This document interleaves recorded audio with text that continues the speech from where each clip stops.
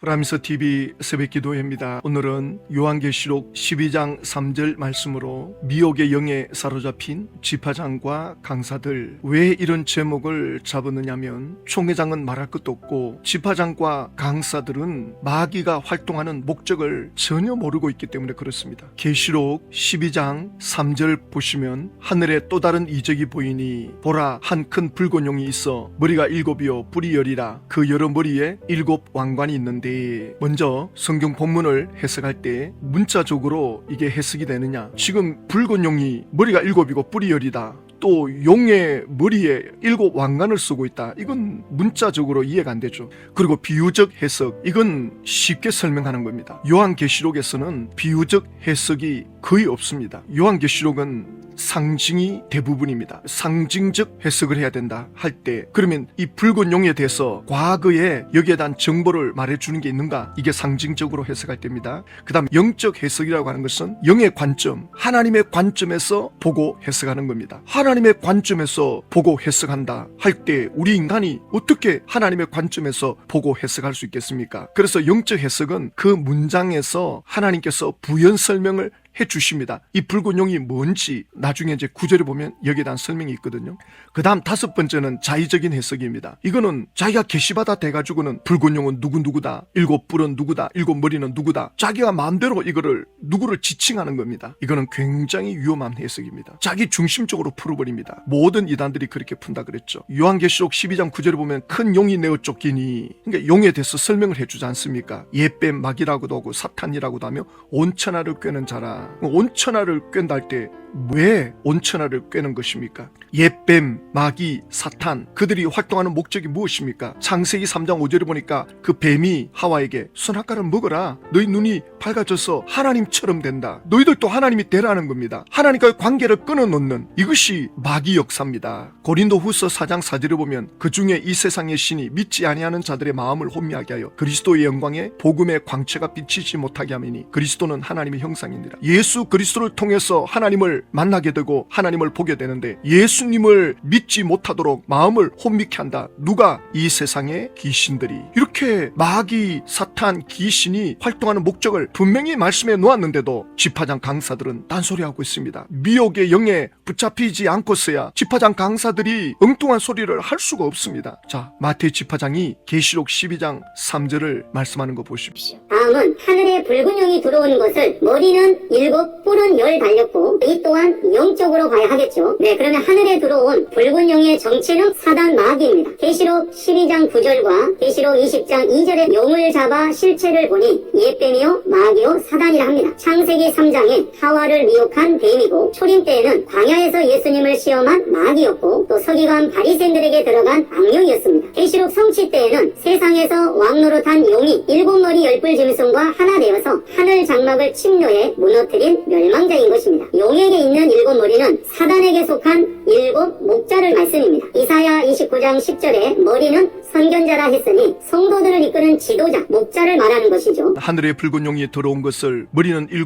뿔은 10 달렸고 이 또한 영적으로 봐야 하겠죠. 성경에 부연 설명을 해놓았는데 자기들 방식으로 풀어버립니다. 자, 보십시오. 계시록 12장 3절에 하늘에 또 다른 이적이 보이니 보라, 한 큰 붉은 용이 있어. 여기 보면 하늘에 붉은 용이 있다 그랬죠. 근데 지금 지파장은 뭐라고 하느냐면 하늘에 붉은 용이 들어왔다, 들어오지 않았습니다. 요한이 하늘에 보니 붉은 용이 있는 상태로 보여졌습니다. 여기서부터 일단 속임수를 쓰고 있는 거죠. 그리고 하늘에 붉은 용, 머리는 7, 뿔은 10 달렸고 이 또한 영적으로 봐야 하겠죠. 영적으로 봐야 된다는 의미를 설명해 줘야 되는데 전혀 그게 설명이 없습니다. 하나님의 관점에서 볼 수 있도록 계시록 12장 9절에 큰 종이 내어 쫓기니 옛뱀 마귀라고도 하고 사단이라고도 하며 온천하를 꿰는 자라, 이렇게 하나님의 관점에서 볼 수 있도록 설명을 해주고 있지 않습니까? 그러니까 계시록 12장 3절을 영적으로 해석한다고 할 때 문장 속에서 해석을 찾으면 되고, 그 다음에 10뿔, 이 10뿔에 대해서는 계시록 12장 3절부터 끝절까지 나오지 않거든요. 다니엘서 7장에 가면 다니엘이 환상을 통해서 봤을 때 그 짐승 중에 10뿔을 가진 짐승이 나오는데 다니엘이 이게 무슨 뜻입니까? 그러니까 10뿔은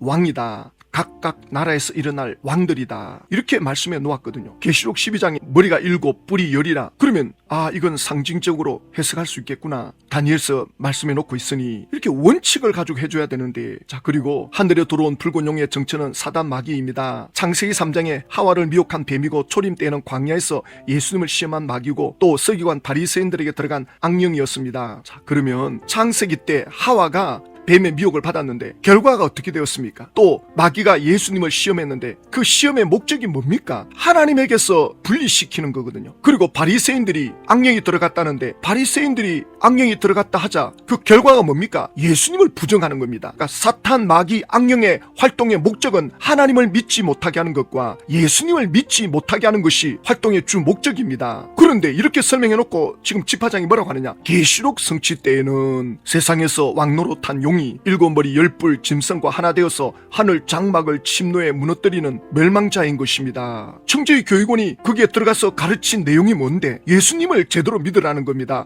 계시 받아가지고 지구 종말 온다 미혹받지 말고 예수님을 믿으라고 전하러 들어간 목사인데 어찌 이 사람이 용이고 7머리고 왕노릇하는 자고, 아니 방금 창세기의 뱀, 광야에 예수님을 심한 마귀 이렇게 언급해놓고는 여기 와서는 딴소리하고 있습니다. 그러면서 이렇게 말합니다. 용에게 있는 7머리는 사단에게 속한 7 목자입니다. 이사야 29장 10절에 머리는 선견자라 했으니 성도들을 이끄는 지도자 목자를 말하는 것이죠. 이사야 29장에 지금 선지자들, 선견자들을 지도자라 했다. 그 영적 지도자들이 영적으로 잠을 자고 있다. 이 말씀을 하고 있는데 이걸 계시록으로 왜 끌어옵니까? 이건 전혀 관계가 없어요. 지금 7머리를 설명하는 거거든요. 그 머리는 지도자인데 그 지도자는 목사다. 목사가 영적 지도자다. 그래가지고 목사가 7머리다.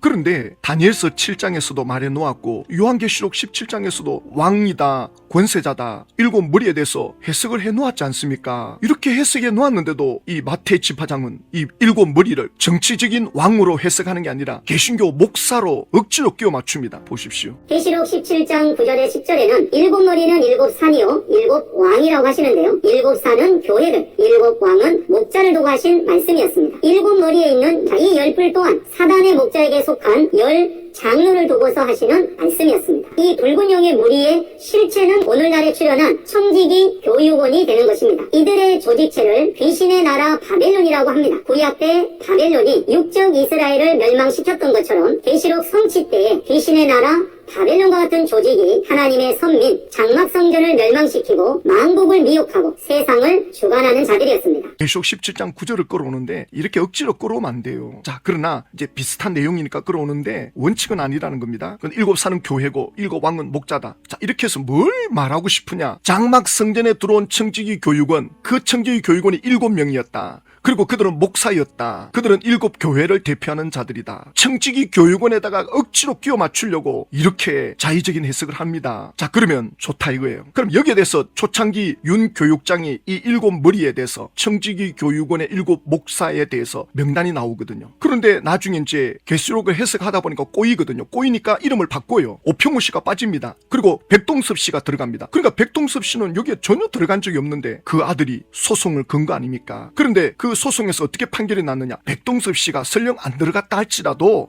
이름 하나 올린 거 가지고 그렇게 명예훼손되는 건 아니다. 이렇게 판결이 내리니까 지금 항소를 했고 6월 25일 경입니까? 다시 재판이 이루어지고 있지 않습니까? 그러니까 7머리에 대해서 사람도 바꿉니다. 이게 무슨 계시받아서 실상을 말하는 겁니까? 그때그때 말을 바꾸고, 그리고 7머리 목사들은 우린 들어간 적이 없다. 오평우 씨도 아니 한두 사람밖에 들어간 적이 없는데 무슨 7명이냐? 이렇게 나오잖아요. 그런데 지금 마태 집화장은 7머리에 있는 이 10뿔 또한 사단의 목자에게 속한 10장로를 두고서 하시는 말씀입니다. 그 뿔이 뭐냐? 10장로라는 거예요. 그런데 이 뿔은 이제 다니엘서에 가면 왕을 지칭하거든요. 정치적인 세력. 뿔이라는 그 상징은 힘, 권세, 능력, 그 짐승이 뿔을 가지고 상대를 대적하잖아요. 힘을 과시하는 권세. 그런데 신천지 마태 지파장은 7머리 그 목사 7명에 붙어있는 10명의 장로. 그러면 청지기 교육원이 10명의 장로를 데리고 와야 할 이유가 없죠. 아니 강의하러 오는 목사가 장로 10명을 왜 데리고 들어갑니까? 그러니까 이런 것들이 전혀 맞지가 않고, 그러면 신천지 쪽에서 증거를 내보이든가 장로 중에 누가 한 명이라도 나와가지고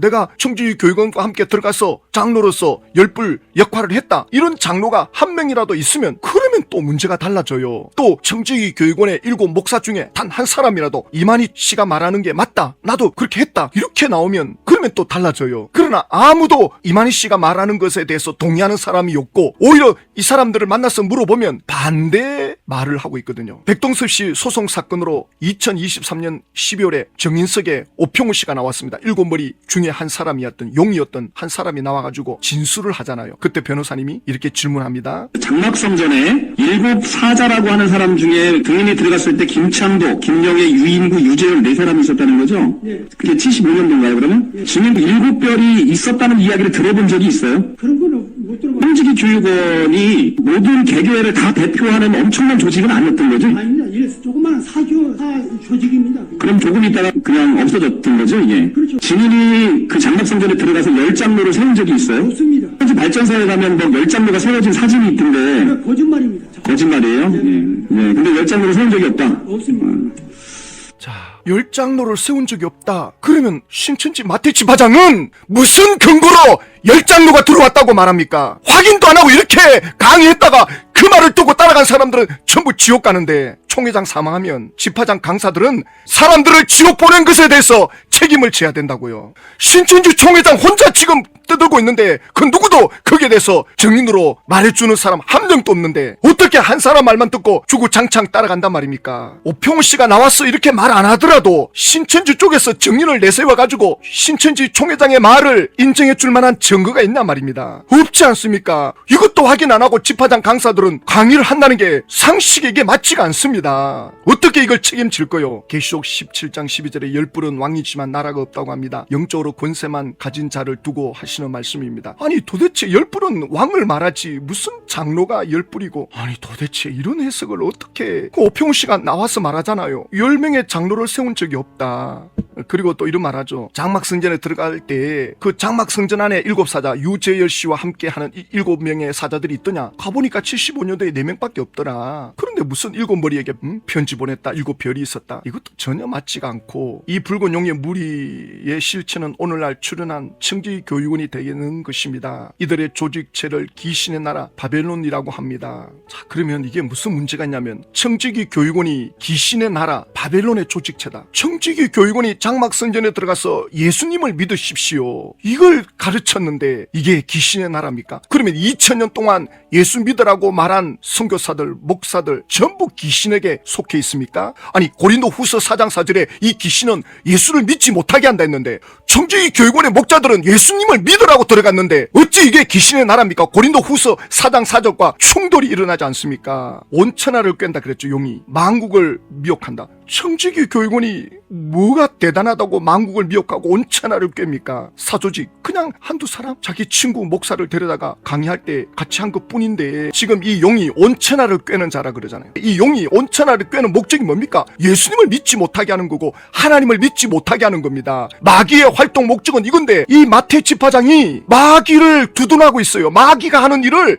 제대로 설명을 못 해주고 있습니다. 청지기 교육원에다가 덮어 씌우는데, 이건 마태 지파장이나 강사들이 미혹의 영에 붙잡혀 있다고 볼 수밖에 없는 거죠. 예수님께서 마태복음 24장 4절에 너희가 사람의 미혹을 받지 않도록 주의하라, 속지 않도록 주의하라, 그러면서 5절에 많은 사람이 내 이름으로 와서 이르되, 예수 이름으로 온다는 말은 예수님이 보냈다는 거예요. 예수님의 대언자라는 거예요. 예수님의 역할을 한다는 거예요, 자신이. 그래서 나는 그리스도라, 나는 이 시대 구원자다, 배도자 멸망자 구원자, 신천지 총회장이 구원자라 하잖아요. 바로 이것이 예수님이 말씀한 나는 그리스도라 하여 많은 사람을 미혹하리라. 신천지가 10만 수료 하는데 많이 수료하면 할수록 전부 지옥으로 보내고 있단 말입니다. 이 지파장 강사들이 사람들을 전도로 내몰고 있는데, 그래가지고 10만 수료 한다는데 이게 전부 미혹해가지고는 지옥으로 보내고 있단 말입니다. 마귀의 수하에 들어가게끔 만든단 말입니다. 지금은 예수 믿어서 구원받을 때가 아니다, 대놓고 이렇게 말하잖아요. 적그리스도입니다. 거짓 그리스도입니다. 신천지로 오라, 내게 와서 배우라, 총회장에게 배울 게 뭐가 있습니까? 그러면서 조금만 있으면 곧 이루어진다, 곧 이루어진다. 전부 거짓말입니다. 아무것도 이루지 못하고 총회장은 세상을 떠날 텐데 이 지파장들과 강사들이 미혹의 영에 붙잡힌 여기에 대한 책임을 져야 돼요. 여기서 정신 못 차리면 지파장 강사들은 불과 용못에 던져지는 지옥으로 던져지는데 이 지파장 강사들이 과연 얼마나 정신을 차리고 깨닫고 돌이킬까. 총회장이 떠났는데 그렇게 많지가 않을 거라는 거죠. 그러면 또 아류를 만들어서 사람을 미혹하고 또 다른 교리 변개로 사람을 붙잡아 놓으려고 할 텐데 지금까지 40년을 마귀가 왕노릇해 왔는데 포기하겠습니까? 발악을 하죠. 앞으로 총회장이 세상 떠날 시점 되면 발악을 하는 걸 보게 될 것입니다. 미친 소리를 하는 걸 보게 될 것입니다. 정신 나간 말을 하는 걸 보게 될 것입니다. 아니 전에는 이렇게 말 안 해놓고 이제 와서 이런 소리 한다고? 그 미친 소리에 사람들이 따라가는 걸 보게 될 것입니다. 그러면 누가 피해를 봅니까? 대한민국이 피해를 보고 기독교가 피해를 보고 예수 믿는 가족들이 다 피해를 보는 거죠. 그래서 우리가 기도해야 됩니다. 너희가 내 이름으로 귀신을 쫓아내라고 말씀하신 주님, 신천잔의 이 미혹의 영을 소멸시켜 주십시오. 지파장 강사들을 붙잡고 미혹하는 이 어둠의 영들의 역사를 막아 주시옵소서. 기도의 사명자들이 일어나고 말씀의 종들이 일어나서 이 어둠의 영들을, 이 흑암의 영들을 묶을 수 있는 소멸케 하는 믿음의 사람들로 세워 주시옵소서. 예수님의 이름으로 기도드립니다.